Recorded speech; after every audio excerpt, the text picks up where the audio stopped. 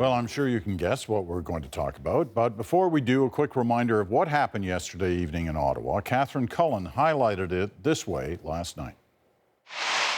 The man in the front is the Conservative whip. He can't get by a group of NDP MPs, including leader Tom Mulcair. On the left, the Prime Minister comes striding over to intervene. He has words with Mulcair. At the same time, he clearly also makes contact with MP Ruth Ellen Brosseau. Trudeau walks away. You can see Brosseau angrily telling her colleagues what transpired. As Brosseau leaves, Trudeau comes back. Mulcair is enraged.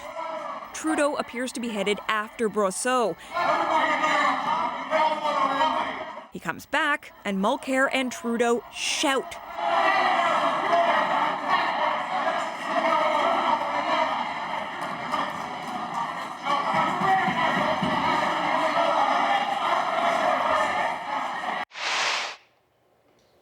Quite something. And that led to 3 apologies from the Prime Minister last night and a whole bunch more today. Here's what that looked like. Mr. Speaker, I would like to take a moment to apologize. I apologize to the member. I would like to apologize directly to the member. I apologize unreservedly. I apologize to my colleagues. I made a mistake. It was my mistake. I made a mistake, and I am apologizing. All right then. Andrew and Chantel are here, and so is Shachi Kurl, Executive Director of the Angus Reid Institute. So, was this a big deal or was it not a big deal? It's potentially. I don't think in and of itself, I don't think any sensible person thinks the Prime Minister ran amok and tried to attack people. But it was odd behavior, and odd in ways that came at a very bad time for the government. There's been a growing sense, I think, that this government is not what it appears, or not what it makes it out to be, itself out to be. It is open, transparent, more democratic, different than the others, et cetera. And we've had a series of things, whether it's cutting off debate on parliamentary bills, whether it's rejecting opposition amendments in committee, whether it's the total mishandling of the electoral reform bill, whether it's this latest thing, this government motion to essentially commandeer the workings of Parliament. They've looked both arrogant and at times erratic and incompetent. But it didn't matter so much because you had the smiling face of the Prime Minister walking around in his shirt sleeves being everybody's boyfriend. It kind of kept a lid on it. If the Prime Minister himself starts looking both high-handed and somewhat erratic in his behavior, and it's very hard to explain his conduct here, then that not only tarnishes his brand, but it starts to maybe cause people to look a little more closely at the government itself. Chantal. It was unbecoming behavior on the part not just of a Prime Minister, but a parliamentarian. If he'd been the House Leader or someone with a position like that, the opposition today would rightly have called on his party to suspend him from those functions, because you just, you know, in all the years that I've covered Parliament, and you too, I've never seen a Prime Minister do something like this. And in any setting, to physically go to drag someone in the way that this happened would not be acceptable. It derails the government's agenda, so it is bad for the government. At this point, there is no certainty that they can achieve their legislative goals anymore. It's going to make it, I would predict, harder for them to deal with the Senate, because there's kind of a resonance between the two houses. The more you arm twist the opposition in the House of Commons, the more the Senate feels legitimate in meddling with government legislation. But I think it also did what Andrew explained. These things usually happen in the bubble. We care about them because we cover them. But in the outside world, they're not considered big deals. They're inside baseball. It takes a long time for them to resonate outside. This is like taking a knife to the bubble and exposing it. It's impossible now to ignore that all is not run as it should be, or as Justin Trudeau promised in the House of Commons. Shachi, you're nodding your head in agreement there on some of those points? After at least a dozen apologies, 24 hours later, there is an element among some House watchers saying, well, show's over, nothing to see here, move along. I don't think we know the answer to that yet. And a lot of that has to do with just the internet generation and the age that we're in. This is going to be shared socially over and over again with mashups and memes. And this is especially significant because when you look at the base that was so instrumental in electing Justin Trudeau, young voters, first-time voters, they're not being exposed to and necessarily hearing about what happened on shows like this. They're seeing it on their Facebook feeds, in their Reddits, on Twitter, and they're not necessarily seeing it with that apology or with the context around it or the what does it all really mean.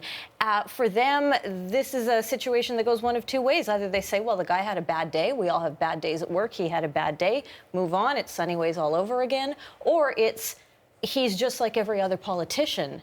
And this is not the person that I was expecting to see. There's already been a consequence beyond the impact on his image, which is they've had to withdraw that government motion that I referred to. So that... And they may, you know, as a consequence, that the assisted death bill may never get there. We shall see. Miss the deadline. We shall see. So not only have they lost a procedural tool, but they've been blooded. They look weak. They don't have the momentum. They don't have that effortless wind at their sails that they had. And that has to give aid and encouragement to the opposition who have been fighting this. Now, the only thing I would say as a caveat to this is the opposition themselves so mishandled this affair by their over-the-top reactions to it that they may not get as much bang for the buck because they've made themselves the issue more than the government. All right, let me show you some of that reaction, because that's the other part of this last 24 hours. You know, if the Prime Minister was over the top, and he says he was the opposition over the top in some of these comments you'll watch here? We had the Prime Minister, the Right Honourable Prime Minister, step into a group of opposition MPs, push aside members of the NDP opposition, and manhandle. I witnessed as he strode across the floor with anger fierce in his eyes and face.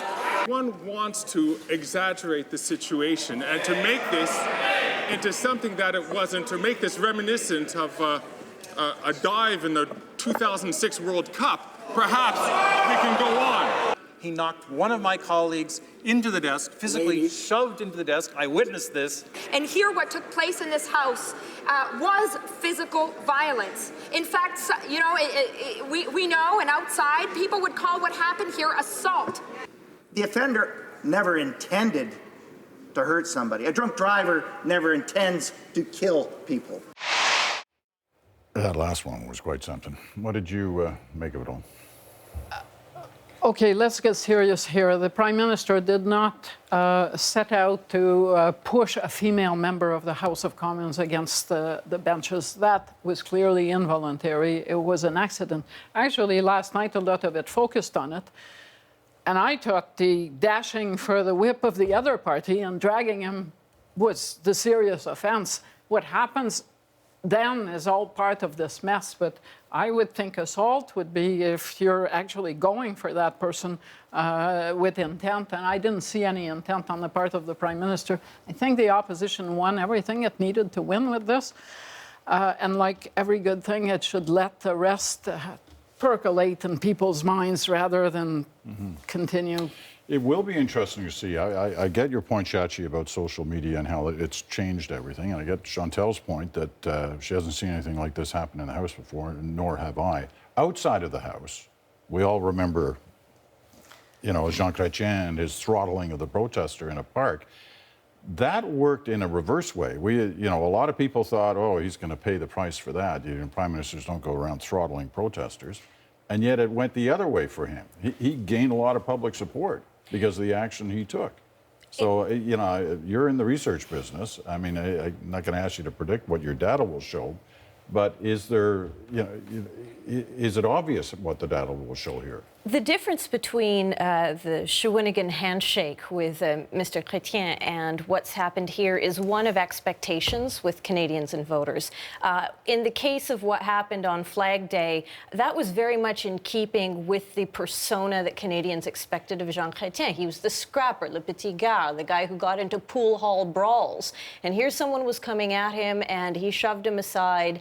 That was seen as a different situation than somebody who has come into Ottawa and said, I am going to be the lead on decorum in the House. I am going to make this place more polite and less threatening, and I am going to be the standard bearer on this. And all of a sudden we see behavior that I would suggest is not exactly in keeping with that expectation. Yeah, he is the guy who crossed the aisle 2 weeks ago to hug Ron and Ambrose on Fort McMurray. But it matters who you do it to. Sure. It's one thing to and I don't think that that was becoming behavior on the part of Jean Chrétien, what happened there.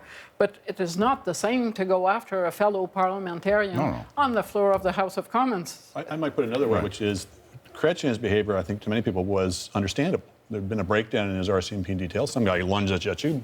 We might all react that way. Trudeau's behavior is inexplicable. It's very hard to understand. Either he'd just gotten way too accustomed to thinking of himself as being the boss and being in charge, and if there was a problem in Parliament, somehow that was his responsibility to go and sort it out like a teacher with a bunch of, kids on the front steps of the high school smoking, and he needs to clear the path kind of thing.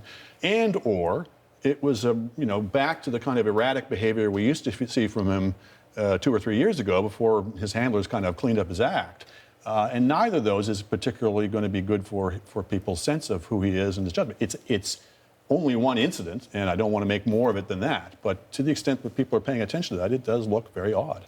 Does it change the way this government now operates? I mean, after all the honeymoon remarks and all that aside, 6-7 months down the road, does this become day one of a new way of looking at this government? It has shifted the benefit of the doubt over to the side of the opposition, and the government's dealing with the opposition at a time when the government actually needed a lot of benefit of the doubt to get its legislation through. Now, before we got to this last night, there's been this electoral reform process that has gotten off on the worst kind of footing for the government to advance its projects. The bill on assisted death is in trouble, maybe not in votes, but certainly in timing in both houses of Parliament.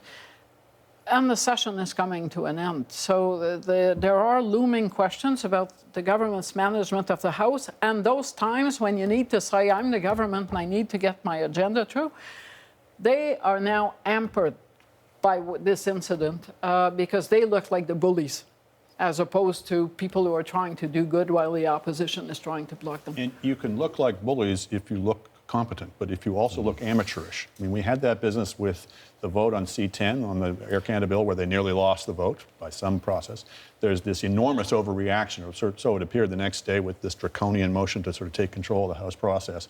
It just looks kind of erratic to begin with. So it's been a bad week even before this event, and as I say, I think that may make it to resonate more than it might have otherwise. Shachi?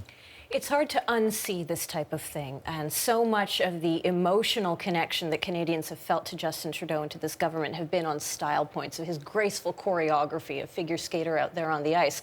Well, this looks more like a blue line grinder who's already got 2 minutes in the box and is facing a game misconduct. And so, it's difficult to unsee it. And, we don't necessarily want to overstate things. If there is a sunny lining in all of this, it's the fact that it's happening at a time where he's still enjoying very high approval ratings, as is government. There is a political cost to this. We don't know how big it will be, but there is also political capital to spend. We should say that he was right to apologize as fully as he did. They were right to withdraw that government motion. In both cases, I think they took some of the steam out of this, so they've reacted well since the event. So we'll see. And a word of caution to the opposition, there is not going to be a lot of public opinion appetite out there to have this drawn out for months on end. At some point, it becomes smaller the more you try to make it big. The Liberals are lucky. This comes on the eve of a break, and in a month, summer break. So unless they really go out of their way to make trouble, the price that they paid has been largely paid, I think. All right. We're going to leave it at that for tonight. Good to see you all in here. Shachi, good to have you join us again from Vancouver.